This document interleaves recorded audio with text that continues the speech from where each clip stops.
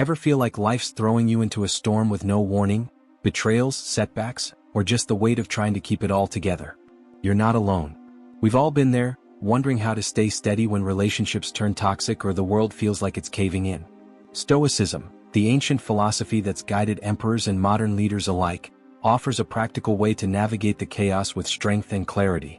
In this video, we're diving into 5 red flags in friendships: lack of reciprocity, constant negativity, disrespect, lack of accountability, and betrayal of trust, and how Stoic wisdom can help you spot them, protect your peace, and build a life of purpose.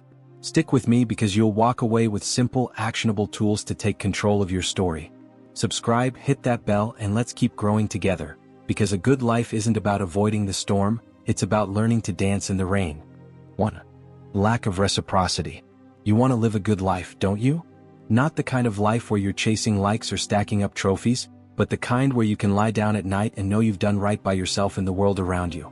That's what Stoicism offers: a map through the chaos, a way to stand firm when life feels like a battlefield.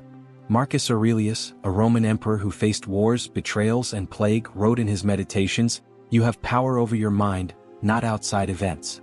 Realize this and you will find strength." That's the core of it.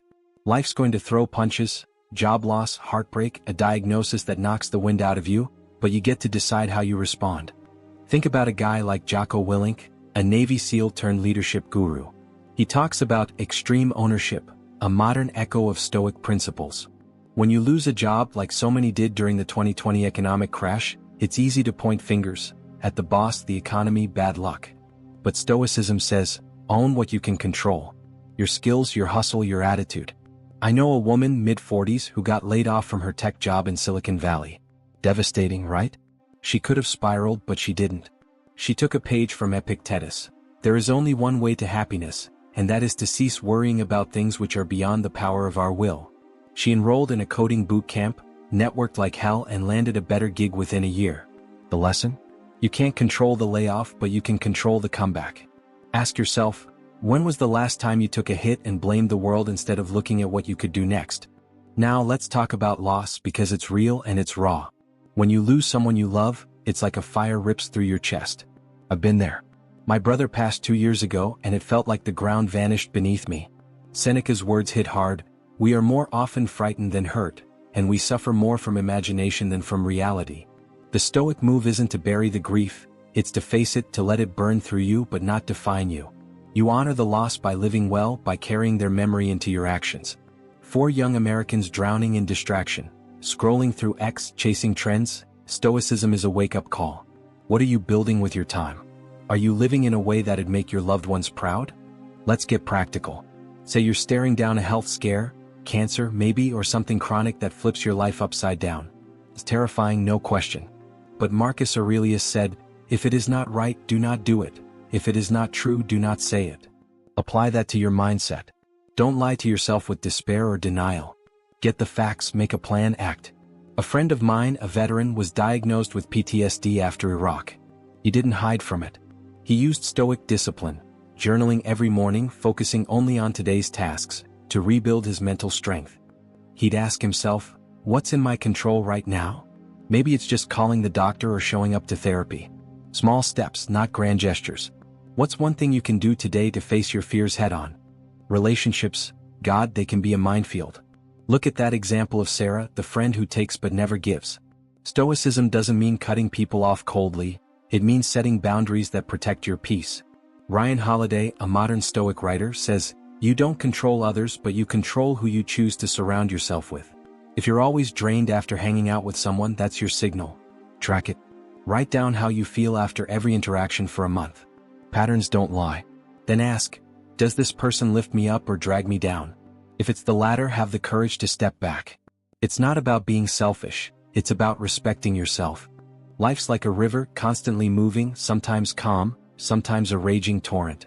Stoicism teaches you to be the rock in that river, steady, unshaken, no matter the current. Take failure, for instance. Maybe you're a young entrepreneur, poured everything into a startup and it tanked. Brutal. But Epictetus would ask, did you control the outcome? No. Did you control your effort, your integrity?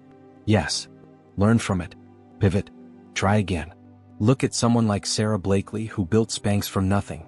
She failed over and over, but she kept her focus on what she could control: her persistence, her creativity.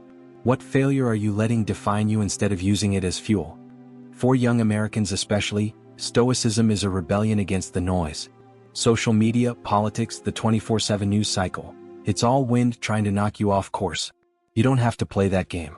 Focus on your virtues: wisdom, courage, justice, temperance. That's your anchor. Try this.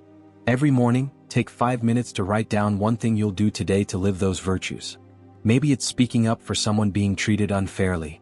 Maybe it's saying no to a distraction. Small, deliberate acts compound into a life of purpose. Here's a tool to make it stick, something I've used myself. Call it the Stoic pause. When life hits, your boss chews you out, your partner walks out, or you're staring at a hospital bill you can't pay, stop. Breathe. Ask, what's in my control right now? Write it down if you can. It could be as simple as, I can control how I speak to my kids tonight, or, I can control researching payment plans. Then do it. Action kills anxiety. It's not about ignoring the pain, it's about not letting it steer the ship. This isn't about being a cold, unfeeling robot. It's about feeling deeply but acting wisely. It's about looking at life's storms and saying, I'm still here and I'm still me. So, what's one choice you can make today to stand taller in your own story? 2. Constant negativity. Life's a grind sometimes, isn't it? You're out there trying to keep your head above water, and it feels like the world's throwing everything at you: bills, deadlines, family drama. Stoicism doesn't promise to make the storm disappear, but it hands you an umbrella and teaches you how to walk through it without losing your cool. Epictetus, a former slave who found freedom in his mind, said, "It's not what happens to you but how you react to it that matters." That's the game changer. You can't stop the rain, but you can choose not to drown. Let's talk about stress. Specifically, the kind that comes from toxic relationships, like that friend Jake who's always dumping his negativity on you. It's like he's tossing buckets of mud into your clear stream. You hang out hoping for a good time, but you leave feeling like you've been through a verbal boxing match. Stoicism says, protect your inner peace like it's a fortress. Angela Duckworth, the psychologist behind Grit, talks about the power of deliberate focus, choosing what you let into your mental space. If Jake's constant whining is pulling you down, don't just sit there and take it. Try this. Next time he starts spiraling, interrupt gently. Say, "Man, I hear you, but let's talk about something that's going right." It's a small move, but it's you taking control. If he keeps dragging you back, ask yourself, is this friendship worth the toll it's taking on my soul? Now picture this. You're in your 30s, maybe just got a promotion, but the pressure's crushing you. The corporate world can feel like a battlefield, with egos clashing and deadlines looming like enemy lines. Seneca, the Roman philosopher, nailed it. We suffer more often in imagination than in reality. That anxiety about messing up a big presentation? It's probably worse in your head than it'll be in the room. A guy like Satya Nadella, Microsoft CEO, embodies this. He's talked about leading with clarity and calm, even when the stakes are sky high. When I was up for a big project at work, my stomach was in knots. I took a stoic approach. I prepped hard, visualized success, but also accepted I might bomb. That acceptance freed me up to focus. Result? Nailed it. What's one thing stressing you out that you can prepare for, then let go of the outcome? Grief is another beast. Losing someone you love is like a wildfire tearing through your life, leaving ash where memories used to be. When my mom passed, it felt like the world stopped. But Marcus Aurelius reminded me, what need is there to weep over parts of life? The whole of it calls for tears. It's not about shutting down the pain, it's about not letting it own you. I started small. Every day I'd do one thing she loved, like brewing her favorite tea or helping a neighbor, to keep her spirit alive in my actions. It didn't erase the hurt, but it gave me purpose. If you're grieving, what's one small act you can do to honor your loss while moving forward? For the younger crowd, maybe you're fresh out of college, staring down student loans and a job market that feels like a maze with no exit. Stoicism's a lifeline. The world's screaming at you to have it all figured out, but it's okay to be lost. Epictetus said, you become what you give your attention to. Social media's a trap, pulling you into comparison and despair. Try this. Delete one app for a week. Just one. Notice how much mental space opens up. Then ask, what am I giving my energy to? Is it building me up or tearing me down? Health challenges are another crucible. Say you're dealing with something chronic, diabetes, depression, you name it. It's like carrying a boulder every day. Stoicism doesn't cure the disease, but it helps you carry the load. Look at someone like Theodore Roosevelt, who battled asthma and weakness as a kid but built himself into a force through sheer will. He'd probably nod to Seneca's advice. Sometimes even to live is an act of courage. When I was diagnosed with high blood pressure, I was pissed. Why me? But I took control where I could. Better diet, daily walks, deep breathing when stress hit. Simple, not easy. What's one small change you can make today to take charge of your health? Here's a practice to tie it all together. Call it the Stoic filter. When life throws you a curveball, a rude coworker, a missed opportunity, a sleepless night worrying about the future, pause. Picture a sieve in your mind. Let the stuff you can't control, other people's actions, random bad luck, pass through. Hold on to what you can control, your response, your effort, your perspective. Write down one thing you'll do to act on that control. Maybe it's apologizing after a fight, even if you're right. Maybe it's signing up for a class to boost your skills after a career setback. Small, intentional moves are how you build a life that's steady no matter the chaos. Life's like forging steel. Every challenge is heat, every choice is a hammer strike. You decide what shape you take. So, what's one action you can take today to forge a stronger version of yourself? 3. Disrespect or manipulation. Life can feel like a tightrope sometimes, can't it? One wrong step and you're wobbling, trying not to fall into chaos. Stoicism is the balance pole that keeps you steady. It's not about dodging the wind gusts, job stress, toxic relationships, or personal setbacks. It's about learning to walk through them with purpose. Seneca said, "As is a tale, so is life. Not how long it is, but how good it is what matters." That's the lens you need. Focus on making your steps count, not just counting the steps. Take disrespect, like that friend Lisa who cuts you down with a smirk or guilt trips you into bending to her will. That's not just a bad vibe, it's a thief stealing your self-respect. Stoicism demands you guard your integrity like a soldier guards their post. Look at someone like Brené Brown, the vulnerability expert. She talks about the courage it takes to set boundaries. When I had a coworker who'd constantly jab at my ideas in meetings, making me feel 2 inches tall, I felt that gut twist Epictetus warned about. No person is free who is not master of themselves. So I practiced the Stoic move. I called it out, calm but firm.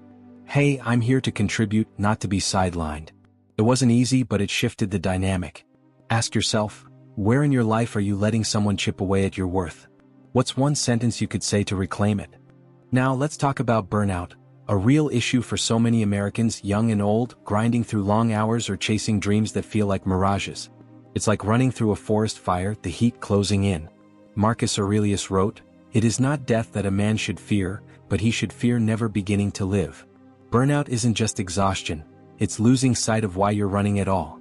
I knew a guy, a young startup founder, who was killing himself working 80-hour weeks, chasing investor money. He crashed hard. Hospitalized for stress-related issues. Stoicism pulled him back. He started small. 1 hour a day, no screens, just reflecting on what mattered, family, health, creating something meaningful. He used Marcus's question, "Does this action serve my purpose?" If not, he cut it. What's one thing in your schedule you can trim to make space for what really matters to you? Then there's betrayal. Maybe a friend, a partner, or even a family member stabs you in the back. It's like a knife in the dark, sudden and cold. When my best friend ghosted me after I loaned him money I couldn't afford to lose, it stung deep. Seneca's wisdom helped. Why should I feel angry at the world? As if the world would notice. Instead of stewing, I focused on what I could control, my trust, my boundaries. I didn't chase him down or let bitterness fester. I wrote him a short note, clear and calm, stating my disappointment, then moved on. I chose who to trust more carefully after that. Betrayal teaches you, who in your circle deserves your energy. How can you protect your peace without closing your heart? For young Americans, especially those in their 20s, the pressure to have it all can feel like a tidal wave. You're told to land the perfect job, look flawless, and post a curated life on X. It's exhausting. Stoicism says, screw the wave, build your own boat. Epictetus taught, make the best use of what is in your power and take the rest as it happens. Try this, pick one goal, say learning a new skill, and break it into tiny daily steps. When I wanted to switch careers, I was overwhelmed, but I committed to 30 minutes a day studying. 6 months later, I was ready for a new path. What's one small step you can take today toward a goal that lights you up? Health crises hit differently. Maybe it's not a dramatic diagnosis, but something creeping like anxiety that keeps you up at night. It's like a shadow following you, growing longer as the day wears on. General James Mattis, a modern Stoic in his own right, said, You've got to stay calm to stay in command. When my anxiety spiked during a rough patch, bills piling up, work stress, I leaned on a Stoic trick: focus on the present moment. I'd sit for 5 minutes, eyes closed, and name 3 things I could hear, touch, or see. It grounded me. If you're battling your own shadows, what's one simple ritual you can try to anchor yourself in the now? Here's a tool to make Stoicism stick. Call it the daily anchor. Every evening, take 3 minutes to write down one choice you made that day that aligned with your values. Maybe you spoke up against disrespect, or you chose rest over hustle. Then write one thing you'll do tomorrow to stay true to yourself. It's like dropping an anchor in a stormy sea. It keeps you from drifting. I do this nightly, and it's helped me navigate everything from family fights to career pivots. It's not about perfection, it's about progress. Life's a forge, and every challenge is a chance to shape yourself stronger. You don't control the heat, but you control the hammer. So, what's one choice you can make today to craft a life you're proud of? 4. Lack of accountability. Life's a forge, hammering you into shape with every choice, every setback. Stoicism teaches you to hold the hammer, to craft yourself through what you control: your actions, your mindset, your integrity.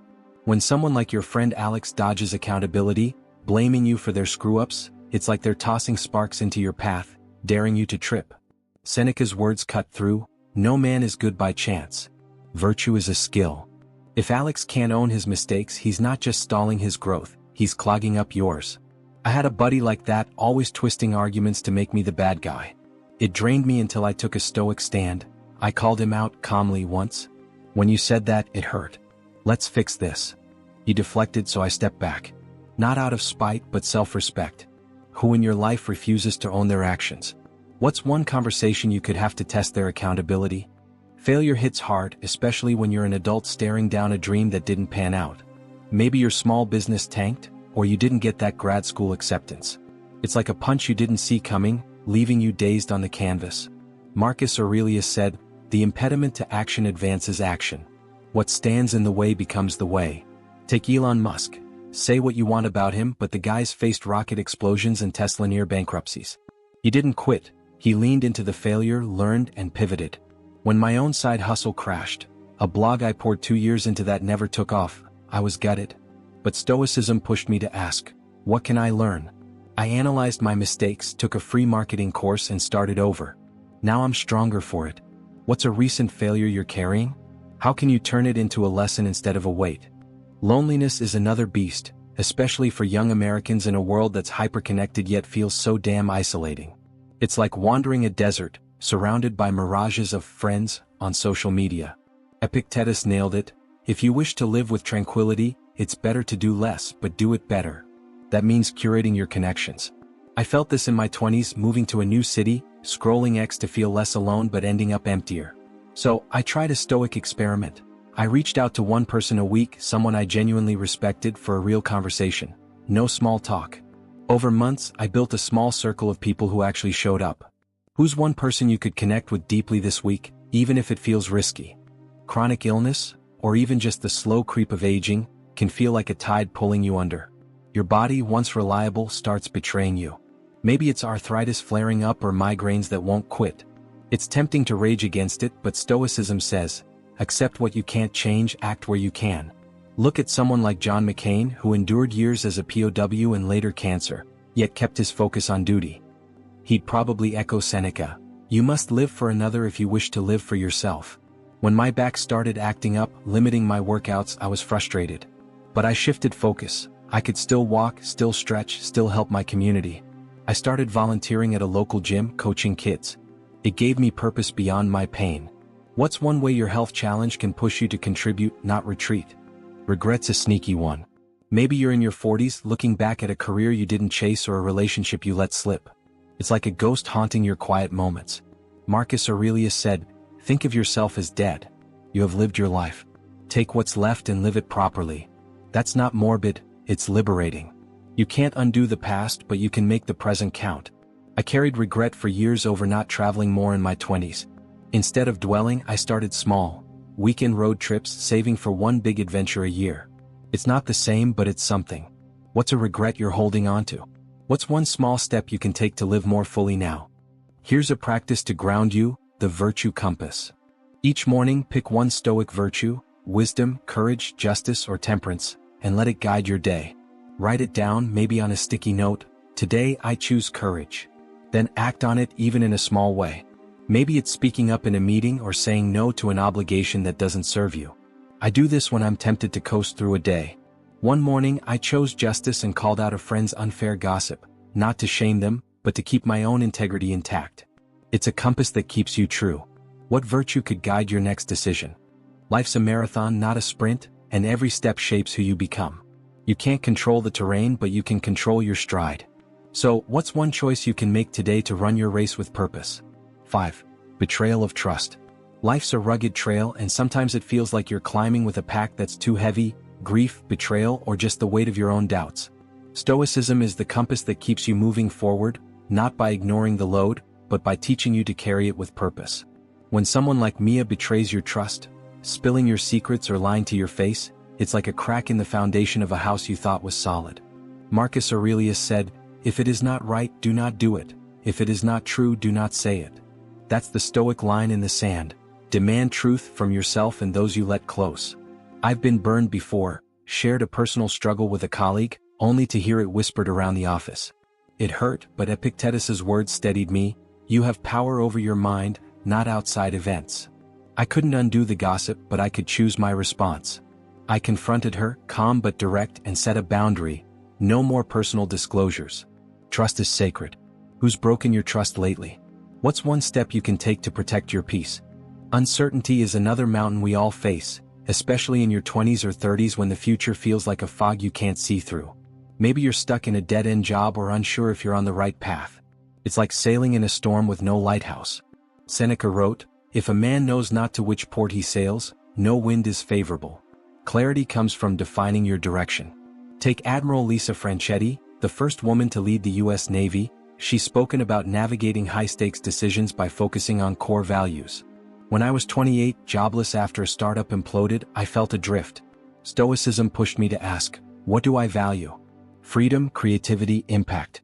So, I took a low-paying gig that aligned with those, and it led to opportunities one never expected. What's one value that could guide your next big decision? Facing mortality, yours or someone else's, hits like an earthquake, shaking everything you thought was stable. When my dad was diagnosed with terminal cancer, it was like the ground split open. Marcus Aurelius reminded me, you could leave life right now. Let that determine what you do and say and think. It's not about fear, it's about urgency. I spent every moment I could with him, not just sitting in silence but asking about his life, his regrets, his joys. Those conversations became my treasure. If you're facing loss or your own health scare, try this. Write a letter to someone you love saying what matters most. It's a small act that anchors you to what's real. What's one conversation you've been putting off that could deepen a connection? Financial stress is a relentless grind, especially for young Americans drowning in student loans or adults juggling mortgages and kids' tuition. It's like a chain around your ankle, slowing every step. Stoicism doesn't make the debt disappear, but it shifts your focus. Epictetus said, "Wealth consists not in having great possessions, but in having few wants." I've been there, credit card debt piling up after a bad year. Instead of panicking, I listed my needs versus wants, cut out subscriptions I didn't use and set a budget I stuck to. It wasn't sexy, but it was freedom. Look at Dave Ramsey, the finance guru. He's all about discipline, a Stoic principle in modern clothes. What's one expense you can cut today to lighten your load?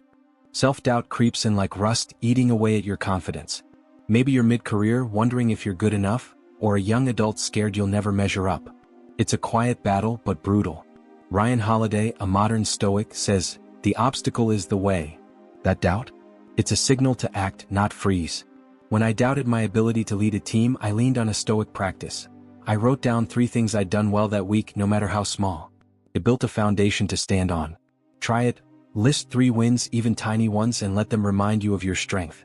What's one thing you've done well recently that you're overlooking? Here's a tool to keep you grounded, the trust triage.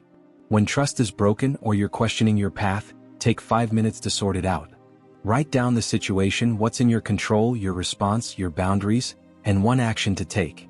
Maybe it's forgiving a friend who's shown remorse, or walking away from a toxic job.